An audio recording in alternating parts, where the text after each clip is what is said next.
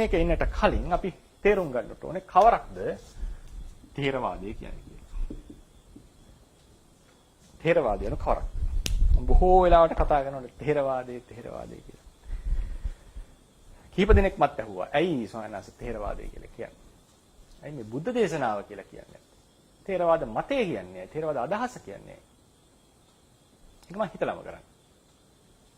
ථේරවාද භික්ෂුවක් ලෙස මම ඉන්නේ. පැවිදුනේ ථේරවාද සම්ප්‍රදාය.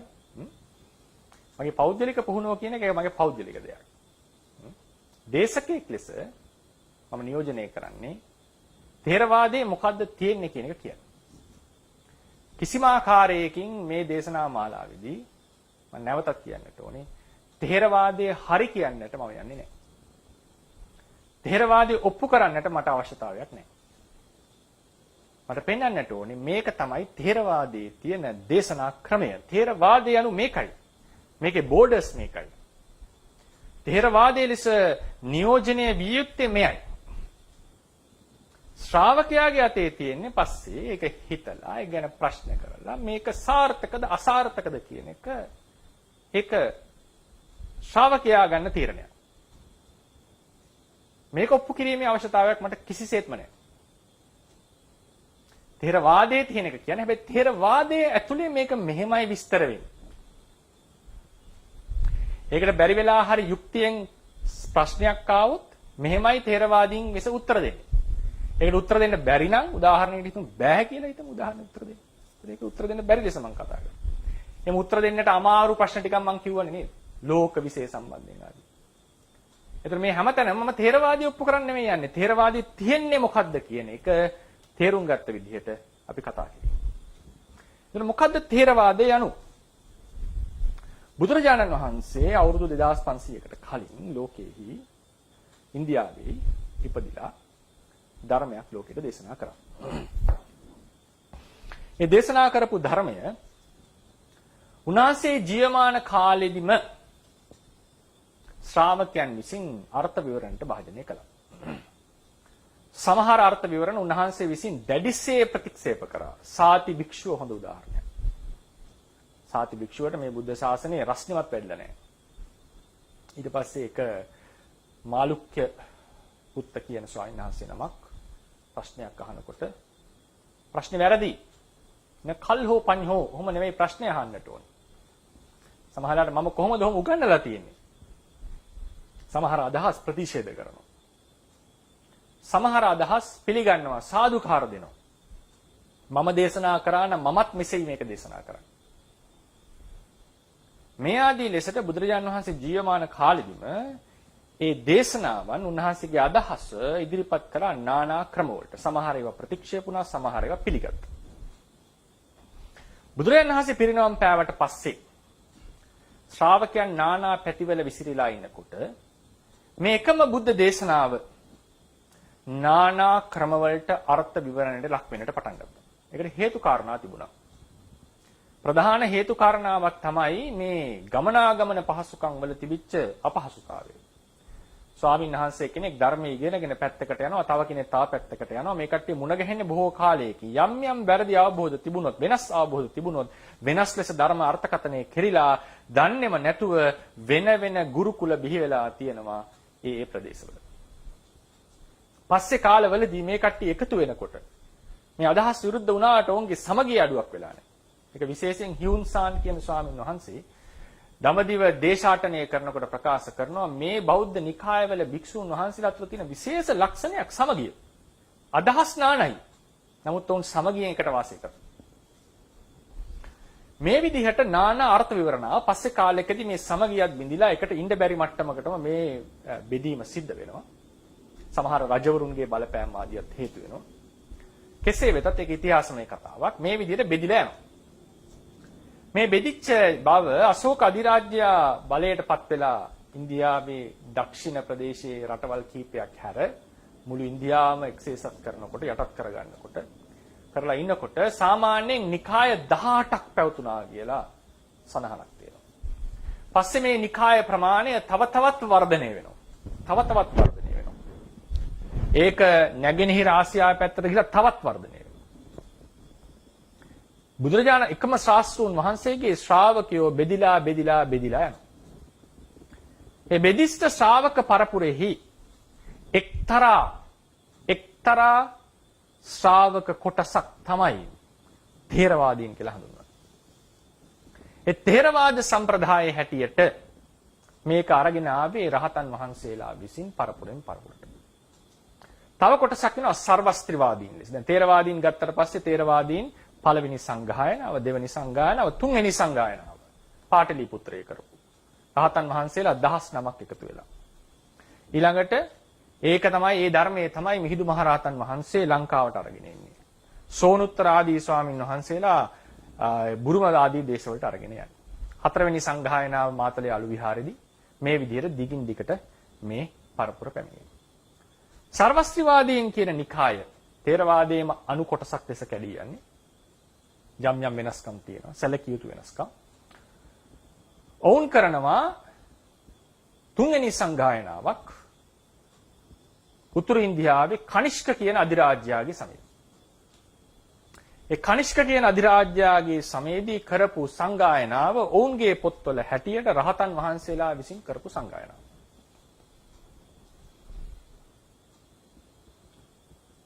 ඒකෙදී විභාෂා නැමින් අටුවා ලක්ෂ ගණන් ශ්ලෝක ඇති. ලක්ෂ ගණන් සුළුපටු නෑ. විභාෂා නමින් අටුවා සම්පාදනය වෙනවා. ටීකා පසු කාලීන වල වෙනවා. ඒකත් ඊටා ප්‍රබල සම්ප්‍රදායක් ලෙස ඉන්දියාවේ පවතිනවා. සමහරු මේ සම්ප්‍රදාය තමයි හීනයානි ලෙස හඳුන්වන්නේ. සෞත්‍රාන්තික සම්ප්‍රදාය හැදෙනවා. ලෝකෝත්තරවාදීන් කියලා හැදෙනවා. මේ හැම සම්ප්‍රදායක්ම තමන්ගේ සම්ප්‍රදාය කෙරෙහි උපරිම විශ්වාසය පවත්වනවා. මේ තමයි තථාගතයන් වහන්සේගේ ධර්මය. කවුරුත් කියන්නේ නැහැ අපි වැරදි ධර්මයක් අර්ථකථනය කළා කියලා. සර්වස්තිවාදීන්ගේ හැටියට රහතන් වහන්සේලා ඉන්නවා. ථේරවාදීන්ගේ හැටියට රහතන් වහන්සේලා ඉන්නවා. දැන් මේ ඉතිහාස කතා ප්‍රවෘත්ති ඇහෙනකොට මධ්‍යස්ථව බලන කෙනාට හැඟෙන දේ මොකද්ද?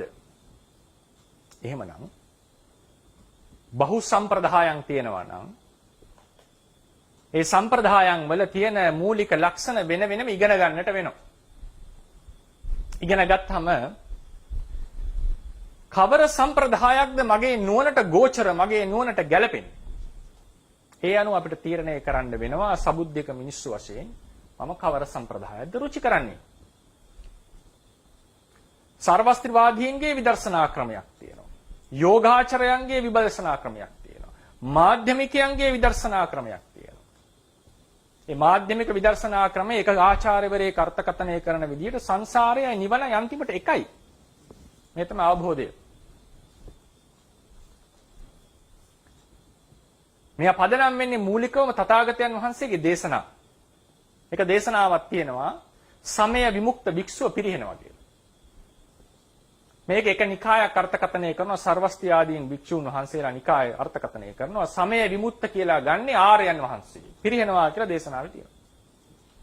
ඒ අනුව රහතන් වහන්සේ අනාගාමී බවට පිරිහෙන්නට පුළුවන්. අනාගාමී කෙනා සකදාගාමී වෙන්නට පුළුවන්. සකදාගාමී කෙනා සෝවාන් වෙන්නට පුළුවන්. හැබැයි සෝවාන් බවින් පිරිහෙන්නේ නැහැ. තව දේශනාවක් තියෙනවා සෝතාපන්න ආර්යයන් වහන්සේ නියතෝ සම්බෝධි පරායනෝ කියලා.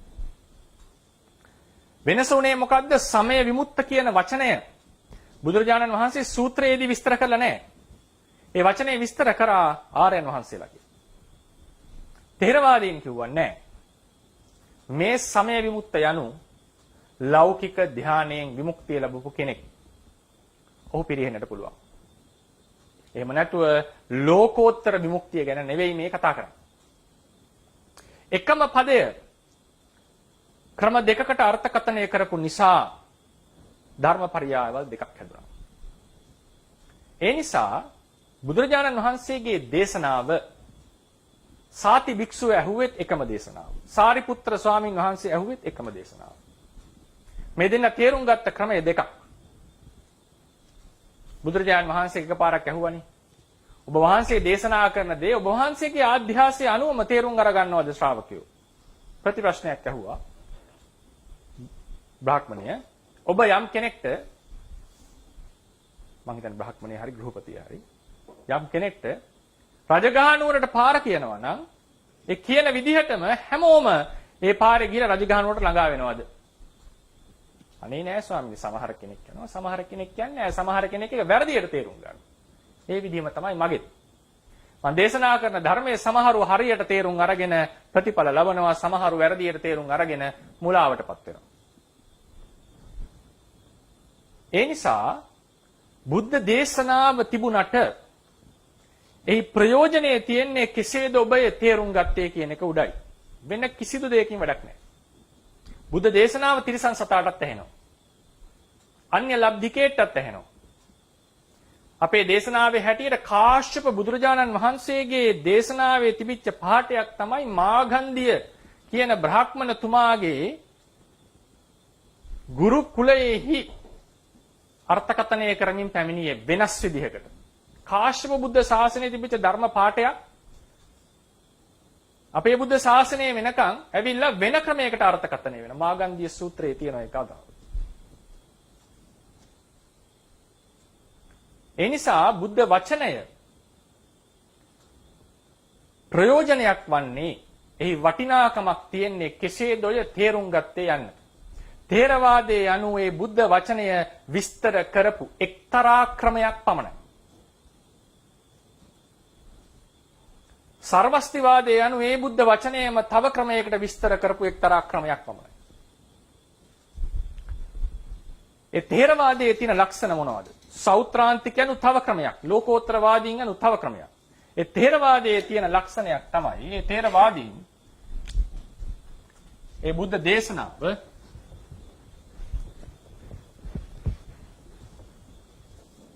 අර්ථකථනය කරනවා. උදාහරණයකට බුද්ධ වචනය සූත්‍ර විනය අභිධර්ම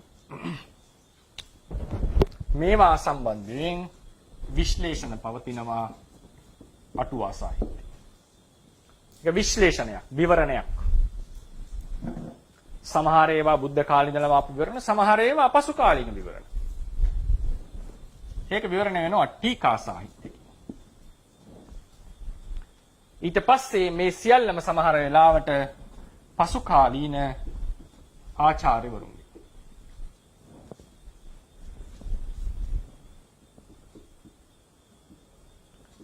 මොකද්ද මේ ථේරවාදය? මේක තමයි මුළු එකම ථේරවාදය කියලා කියන්නේ. මේක නෙමෙයි ථේරවාදය. මේක නෙමෙයි ථේරවාදය.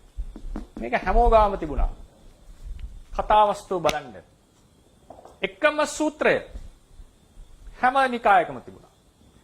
විවරණය කරපු ක්‍රමයයි වැදගත් වෙලා තියෙන්නේ. ථේරවාද ඩෙන්ටිටිය තියෙන්නේ බුද්ධ වචනය විවරණය කරපු ක්‍රමයටයි. ඒ විවරණයේ පදනම් වෙන්නේ සමහර ඒවා සූත්‍ර විනය අභිධර්ම මතම ඉන්ටර්ඩිපෙන්ඩන්ට්. සමහර විවරණ ත්‍රිපිටක පාළි හොයාගන්න නෑ, අටුවාවට විතරක් තියෙන එක. සමහර ඒවා ටීකාවට විතරයි. ඒවා අපි ඉදිරියේදී කතා කරමු. අද ඉන්ට්‍රොඩක්ෂන් එක විතරයිනේ අපි ගත්ත පරමාර්ථ කතාවේ. සමහර ඒවා පසු කාලින ආචාර්යවරු විවරණය කරන්න උත්සාහ කරලා තියෙනවා. එක සිතකින් මම උදාහරණ කීපයක් ගන්නවා. එක සිතකින්, එක කර්ම සිතකින්, එක ප්‍රතිසන්දියක්. එක සිතකින් ප්‍රතිසන්දි දෙකක් නැහැ. එක සිතකින් එක ප්‍රතිසන්දියක් කියන කතාව අපිට හම්බ වෙන්නේ අටුවාවේ. ඒක සාකේත නුවරදී විසඳපු ප්‍රශ්නයක්. උද්දච්ච චේතනාව නැත්නම් අභිඤ්ඤා චේතනාව, උද්දච්ච චේතනාව. අපි අභිඤ්ඤා චේතනාව විපාකයක් ලබා නොදෙන්නේ ඇයි කියන අදහස අපිට හම්බ වෙන්නේ ටීකා සාහිත්‍යයේ. මේ දෙකෙන් අපිට හම්බ වෙන්නේ නැහැ. ථේරවාදයේ යනු මේ සියල්ල කවුරු හරි අභිධර්ම ඉවත් කරොත් ඔහු ථේරවාදියෙක් නොවේ. එහෙම නිකායක් තිබුණා, සෞත්‍රාන්තික කියලා නිකායක්. මම වරදක් කියනවා නෙවෙයි. ථේරවාද කුලකයට ඔහු වැටෙන්නේ නැහැ. මේකට තියෙනවා වෙනම ඩෙන්ටිටියක්. කවුරු හරි අටුවාව අතහරිලා ත්‍රිපිටකය තමන් විසින් විවරණය කළොත් ඔහු ථේරවාදියෙක් නොවේ.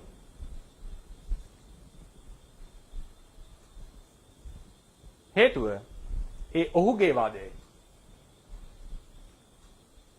බුද්ධ වචනේ හැමෝම විවරණය කරා. එක කුලකයක් තේරවාදී, එක කුලකයක් සෞත්‍රාන්තික, එක කුලකයක් ලෝකෝත්තරවාදී. ඔබ අද විවරණය කරොත් තනියම මේක කිසිම ගැටලුවක් නැහැ. අයිතිය තියෙනවා. ඒ අයිතිය දෙන්නට ඕනේ. මිනිස්සෙගේ නිදහසක්, චින්තනයේ හැකියාවක්. ඒක තමයි ඥානවන්තයෙක්ගේ හැටි. හැබැයි ඔහු තේරවාදියෙක් නෙවෙයි.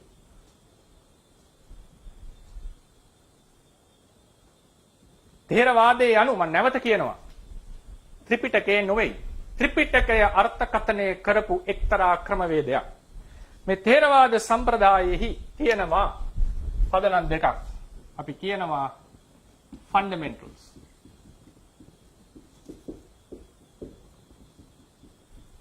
Constraints.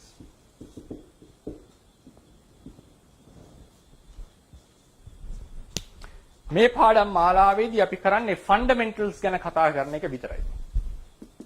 විසිරීලා තියෙන්නේ මේ fundamentals.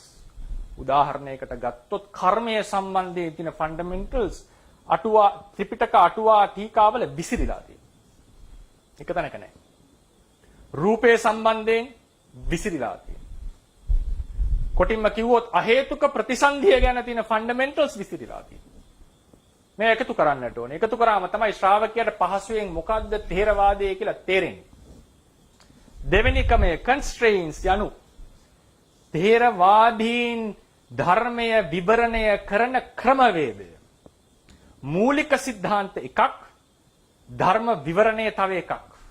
උදාහරණයට ගන්න නෙත්ති ප්‍රකරණය. නෙත්ති යනු ධර්ම විවරණය කරන එක ක්‍රමයක්. පේටකෝපදේශයේ තවත් දිගුවක්. අටුවාවේ තියෙනවා ණය ක්‍රම 40ක් පාළි ඉගෙන ගන්න. ඒකේ තව තියෙනවා සංවන්නනා ක්‍රම කියලා එකක්. ඒකේ තියෙනවා හැම අටුවාවේ තියෙන වාක්‍ය බෙදෙන වාක්‍ය විච්ඡේදය කියලා ක්‍රමයක්. ඒ ක්‍රමයේදී කියන්නට පුළුවන් ථේරවාදියට ඇයි අටුවාචාරින් වහන්සේ මෙතන මේ වාක්‍ය කිව්වේ මොකක් පදනම් කරගෙනද? කවරක් ඉලක්ක කරගෙනද? ඇයි අරව අහවල් වාක්‍ය නොකිය මේ වාක්‍ය කිව්වේ? ඒක තමයි ථේරවාදයේ විස්තර කරපු ක්‍රමවේදය. මේ constraints කියන එක මම මේ කතාවේදී උගන්වන්නේ නැහැ. මොකද හේතුව ඒක ඉගෙන ගන්නට විශේෂයෙන් පාළිය දැනගෙන ඉන්නට ඕනේ. ඒ ඊටාම රසවත්, තා ගැඹුරුයි. ලොකු දර්ශනයක්. ඒක පුළුවන් වෙන්නට fundamentals හොඳට පුළුවන් වෙලා ඉන්නට. මූලික સિદ્ધාන්ත විවරණ ක්‍රම. මේ સિદ્ધාන්ත විවරණ ක්‍රම මත තමයි ථේරවාදය කියන එකේ පදනම. මේක බිඳින්නට බෑ කාටවත්. බිඳින්නට බෑ කියලා කියන්නේ ථේරවාදය හරි හෝ වැරදි කියන එක නෙවෙයි මම කියන්නේ. ථේරවාදයට තියෙන ඩෙන්ටිටියක්. ඒක බිඳින්නට බෑ. මේක අවුරුදු දහස් ගාණක් පරණි ක්‍රමවේදයක්. ඒ ක්‍රමවේදය අද බුරුමේ තියෙනවා උගන්නන. බුරුම වැඩිපුරම උගන්වන්නේ constraints පැත්තට. fundamentals යම් පමණකට උගන්වනවා. නමුත් සියලු fundamentals විස්තර වශයෙන් එක්ස්ප්‍රෙස් වෙච්ච ක්‍රමයකට අද උගන්වන්නේ නැහැ. constraints ටික උගන්වනවා. බුරුමෙන් අධ්‍යාපනය ලැබුවොත් ඒ බුරුම් භාෂාවෙන් constraints ටික දැනගන්නට පුළුවන්. fundamentals යනු අපි හොයාගත යුතු දෙයක්. හැබැයි හරියට ක්‍රමවේදය ඉගෙන ගත්ත කෙනාට fundamentals අහිඳ ගන්නට පුළුවන්. මොකද්ද මේ හරි ක්‍රමවේදය කියලා කියන්නේ? ථේරවාදයට ආවේනික ක්‍රමවේදය. අපිට පුළුවන් ත්‍රිපිටකයේ වෙනම ගවේෂණයකට ලක් කරන්න, වෙනම අධ්‍යයනය කරන්නට. බටහිර ඥානවන්ත දාර්ශනිකයෝ මේක අධ්‍යයනය කරා. ඉන්දියාවේදී පුරාණ තෙරවරු මේක අධ්‍යයනය කරා. ඔවුන් විසින් විවරණ කරන ලබා දුන්නා. ඒවට කියනවා වෙන වෙනම නිකාය කියලා. ඥානවන්ත පිරිස්. නිකන් කෙනෙක් නෙවෙයි මේ වගේ ලොකු සාහිත්‍යයක් අරගෙන මේකේ විවරණයක් කරන්න දෙන්නේ ඥානයේ තියෙන නිසා, ඒ කැපැසිටිය තියෙන නිසා. නිකන් මිනිස්සුන්ට කරන්නට බෑ. නමුත් ඒ ඥානවන්තයන් අතර පරස්පර විරෝධී මත තිබුණා. ඒ නිසා වුන් වෙන වෙනම ස්කූල්ස් බවට පත් වුණා. ඒකේ එක ස්කූල් එකක් තමයි ථේරවාදීන්. ඒ ථේරවාදයේ ඇතුළට මම දැන් ආවොත් ඒ ථේරවාදීන් විශ්වාස කරනවා මේ ධර්මයේ බුදුන්ගේ මුවපටන්ම රහතන් වහන්සේලා විසින් අරගෙන ආපු එකක්, පාලියෙන් දේශනා කරපු එකක්. සර්වස්තිවාදීන්ගේ හැටියට මේ බුද්ධ වචනේ සංස්කෘතයෙන් බුදුරජාණන් වහන්සේ බණ කිව්වේ. හොඳට මතක තියාගන්න. ඒක අරන් ආවේ රහතන් වහන්සේලා. ඔවුන්ගේ හැටියට. එක නිකායක් තියෙනවා ඒක ආරම්භ වුණේ කච්චායන මහරහතන් වහන්සේගෙන්. එක නිකායක් තියෙනවා උන් කියනවා මේක කාශ්‍යප මහරහතන් වහන්සේගෙන් පැවතෙන්න. මේක තමයි ශාසන ඉතිහාසය. මේක තව ගැඹුරට යන්නට පුළුවන් එක විස්තර කතාවක්. සම්ප්‍රදායික අදහස, මොඩර්න් ස්කොලර්ස්ලාගේ අදහස මේක විස්තරයි. මට අවශ්‍ය වෙන්නේ ථේරවාදය යනු මෙහෙම දෙයක් කියන. දැන් ඊට පස්සේ මාතෘකාවට එන්නට කලින් මම සීමිත කොටසක් තමයි දැන් කතා කරන්නේ ථේරවාදය හඳුන්වා දීලා. අටුවා සාහිත්‍යයට එනකොට ථේරවාදයේ ඇතුලේ මම කියන්නේ. ථේරවාදය ඇතුලට මම දැන් එනවා. ථේරවාදයේ ඇතුලේ අටුවාවට ආවම සමහර වෙලාවලට අපිට හමු වෙන දෙයක් තමයි ථේරවාද ත්‍රිපිටකය. මම මේ වචන යොදන්නේ. ථේරවාද ත්‍රිපිටකය ථේරවාද ආචාර්යවරු විවරණය කරනකොට මේ ක්‍රමවේදයට අනුව ඇතුලේ යම් පරස්පරකම් තියෙන්නට පුළුවන්. නමුත් ඒවා ස්කූල්ස් ලෙස බෙදෙන්නට හේතු වෙන පරස්පරකම් නෙවෙයි. ඒවා පස්සේ තේරෙයි. සර්වස්තිවාදීන්ගේ සර්ව අස්ති කියන වාදයයි ථේරවාදීන්ගේ වාදයයි කවදාවත් එකට තියෙන්නට බෑ. නමුත් ආනන්ද වනරතන මූලටීකාචාරීන් වහන්සේගේ අදහසයි අටුවා අදහසයි වෙනස් වෙච්ච තැන් සැලකිය යුතු ප්‍රමාණයක් තියෙනවා. නමුත් මේ දෙගොල්ලන්ටම එකම ථේරවාදයේ ඇතුලේ ඉන්නට පුළුවන්. ඒ නිසා පරස්පර විරෝධී වෙනකොට ස්කූල්ස් ලෙස බෙදෙන විරෝධීකම් තියෙනවා. බෙදෙන්නට අවශ්‍ය නොවන පරස්පරකම් තියෙනවා. ඒක විශේෂ දෙයක්. දැන් අපි කිව්වොත් බාහිර රූපේ නැත සියල්ල සිතෙන් ගන්නේ මේක ථේරවාදයේ ඇතුලේ පවතින්නට පුළුවන් පරස්පර අදහසක් වෙන්න බෑ. මේක එළියට යන එක. මේක ඒකයි වෙනම නියකාතේ යෝගාචර. ඒ ක්‍රමයයි ථේරවාදයයි විස්තර කරොත් විදර්ශනා ක්‍රම දෙකක්. ථේරවාදයේ විදර්ශනාව පදනම් වෙන්නේ මේ ක්‍රමය මත. ඒකේ මම පොඩි දිගුවක් ගත්තොත් විදර්ශනාව ථේරවාදීන්ගේ විදර්ශනාව, සර්වස්තිවාදීන්ගේ විදර්ශනාව, යෝගාචාරයන්ගේ විදර්ශනාව, මාධ්‍යමිකයන්ගේ විදර්ශනාව මේ හැමෝම විදර්ශනාව කතා කරනවා. එහෙමනම් කියන්න වෙනවා කෙනෙක් රහත්ද, සකදාගාමීද, අනාගාමීද, සෝවාන්ද කියලා කියන්න වෙන්නේ කොහොමද? ථේරවාදයට අනුව රහත්ද? ථේරවාදයට අනුව සෝවාන්ද? රහත් කියන එක කරන්න පුළුවන් ඕන කෙනෙකුට ප්‍රකාශ කරන්න පුළුවන්. මාර්ගඵලලත් ප්‍රසාර කරන්න පුළුවන්. හැබැයි ඒක ථේරවාදයට අනුකූලද නැද්ද කියන එක උඩයි ථේරවාදයේ ඇතුලේ රහත් බව පිළිගන්නේ නැත්තේ. ථේරවාදයට අනුව රහත්ද, ථේරවාදයට අනුව සෝවාන්ද? සර්වස්තිවාදීන් අනුව රහත්ද, සර්වස්තිවාදීන් අනුව සෝවාන්ද? ඒකේ හරි වැරද්ද තෝරගන්නට මේක සංසන්දනය කරලා නුවණින් ගන්නට. ඊළඟට එනකොට මේ අටුවා සාහිත්‍යයට එනකොට අපි දකිනවා ථේරවාදීන්ගේ ත්‍රිපිටකයට වඩා වෙනස් වෙච්ච විවරණ අටුවාවේ තියෙන අතිරේක විවරණ.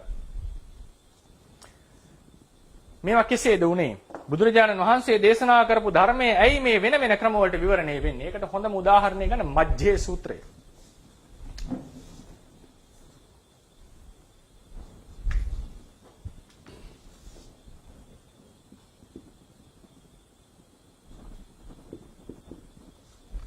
මජ්ජේ සූත්‍රයේ තියෙන්නේ සුත්ත නිපාතේහි බුදුරජාණන් වහන්සේ බාවාරී තවුසගේ ශ්‍රාවකයන්ට දේශනා කරපු ගාථාවක් විවරණය කරපු ක්‍රමයක්.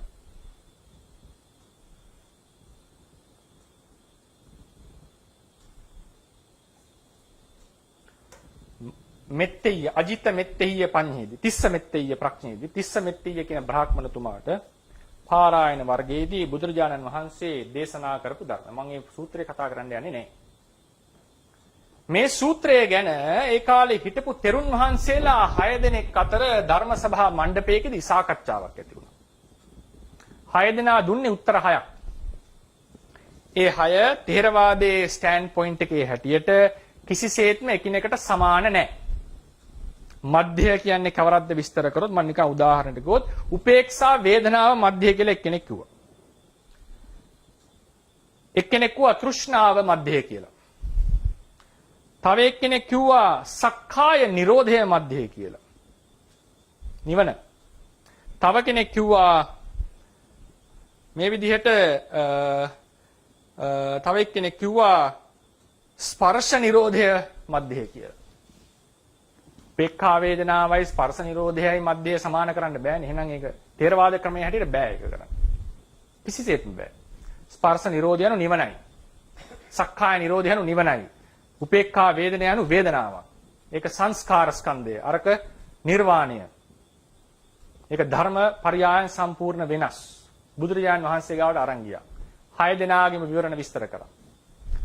බුදුරජාණන් වහන්සේ කියනවා එදා මම තිස්ස මෙත්තේය බ්‍රාහ්මණයාට මජ්ජේ සූත්‍රය දේශනා කරනකොට මගේ අදහස උනේ නම් මේ අහවල් විවරණය. පහෙන් එකයි.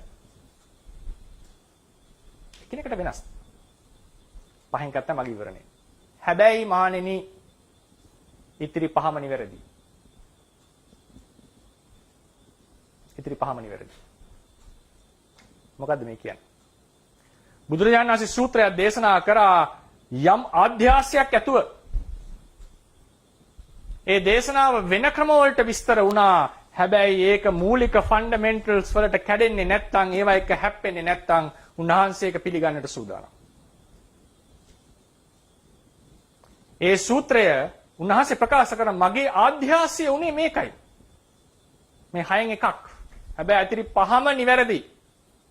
සූත්‍රය බලන්න සමාන කරන්නට බෑ. කිසිසේත්ම බෑ. තේරවාදයේ මූලික දැනුමක ඉඳලා නම් කතා කරන්නේ කිසිසේත්ම සමාන කරන්නට බෑ. තේරවාදය තුලින්. මොකද්ද මේ අදහස් කරන්නේ? බුද්ධ වචනය බුදුන්ගේ ආධ්‍යාසය අනුව විස්තර වුණත් හරි මූලික સિદ્ધාන්ත වලට ගැටෙන්නේ නැතුව නිවැරදි ක්‍රමයකට නිර්වචනය වුණත් හරි නැත්නම් බුදුරජාණන් වහන්සේ කියන්නේ මේකයි මගේ ක්‍රමය එකක්වත් වැරදි කියන්නේ කිව්වේ නැහැ. තමයි ශාස්ත්‍රවේදයේ ලක්ෂණය. දැන් මොකද්ද මේකෙන් අදහස් වෙන්නේ? තමන් වහන්සේ සූත්‍ර දේශනා කරත් ඒ සූත්‍ර සියල්ල එකිනෙක බැඳෙන එක්තරා ෆන්ඩමෙන්ටල්ස් ටිකක්, එක්තරා කන්ස්ට්‍රේන්ට්ස් ටිකක්, ක්‍රමවේදයක් උන්වහන්සේ ළඟ තිබිලා තියෙනවා. තේරවාදීන්ගේ දර්ශනය එකයි.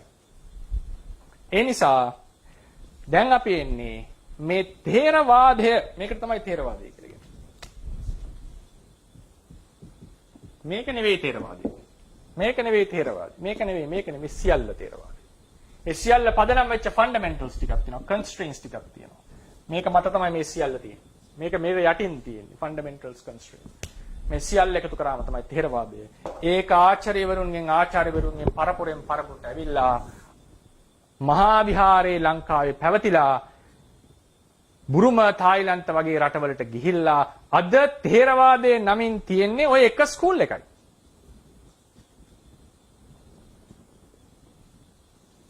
ඉතින් මම කොහොමද දේශකයෙක් වශයෙන් ලෝකෙට කතා කරනකොට මට කියන්නයි තියන්නේ මේක නිවැරදි බුද්ධ වචනය කියලා. මම කියන්නේ ඒක. මේක තමයි තේරවාද ක්‍රමය. ඒකේ හරි වැරද්ද තේරුම් ගැනීම ශ්‍රාවකයා සතු. දැන් මම එනවා මෙතෙක් ඉගෙනගත්ත පරමාර්ථ කියන මාතෘකාවේ තේරවාද ක්‍රමයේ හැටියට කොහොමද මේක කැටි කරන්නේ? කොහොමද තේරවාදීන් Tamanගේ ත්‍රිපිටකය ඉදිරිපත් කරලා මේක සාධාරණීකරණය කරන්නේ? කොහොමද ඔවුන් ඒක ප්‍රායෝගිකව යුක්තියෙන් ඔප්පු කරන්නේ කියන කතාව තමයි දැන් ආරම්භ කරන්නේ. ඒක ආරම්භ කරේ නැත් එකපාර. මේ දැක්ම අපිට තිබුණ නැත්නම් මේ පදනම මොකක් මත පදනම් වෙලාද මේ ජස්ටිෆිකේෂන් එක කරන්නේ කියන අදහස තිබුණ නැත්නම් ප්‍රශ්න එන්නට පුළුවන්. ලොකු ප්‍රශ්න ගොඩක් එන්නට පුළුවන්. නැවත මම මතක් කරනවා මේ තේරවාදයේ නැමැති ඒ ආචාර්යවාදයේ ඉඳලා තමයි මේ විස්තරය සිද්ධ කරන්නේ.